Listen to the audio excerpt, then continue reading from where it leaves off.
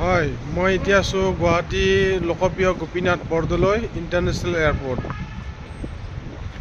এইটো নতুনকৈ অপেনিং কৰিছে আৰু মোৰ ইয়াতে পিকআপ আছে। মই 14 দিনৰ ট্ৰিপৰ কাৰণে যাম।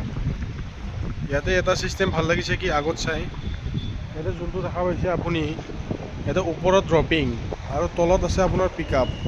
এইটো ছিষ্টেমটো ভাল দিছে ইয়াতে। আগৰটোত বহুত খেলি মেলি আছিল, পিকআপ ড্ৰপিং চব একেই দিছিল, কিন্তু ইয়াতে মোৰ এইটো বস্তু ভাল লাগিছে। কিহৰ কাৰণে? ইয়াতে আপোনাৰ দিছে যদি ড্ৰপিং মানে ড্ৰপ কৰিব লাগে, আপুনি ওপৰৰ পিনে গুচি যাব। এইখন ফ্লাইঅভাৰৰ ওপৰত গুচি যাব, ওপৰত নমাব পাৰিব।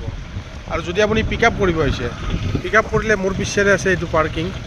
আপুনি গাড়ীখন ৰাখি কিনে আপুনি মানুহখিনিক ইয়াতে ৰখাই বা আপুনি যিয়ে নহওক ইয়াতে আপুনি আহি কিনে পিকআপ কৰিব পাৰিব। এইটো ভাল চিষ্টেম আছে। আৰু ড্ৰপিং দিলে ওপৰত ড্ৰপিং কৰি কিনে গুচি গ'লে হ'ল। এইটো বহুত ভাল লাগিছে আমাৰ ইয়াতে গুৱাহাটীত। আমাৰ ইমান ডাঙৰ এতিয়া ইণ্টাৰনেশ্যনেল এটা এয়াৰপৰ্ট হৈছে, বহুত ভাল লাগিছে, ধুনীয়া, ভাল লাগিব, আপোনালোক আহিব।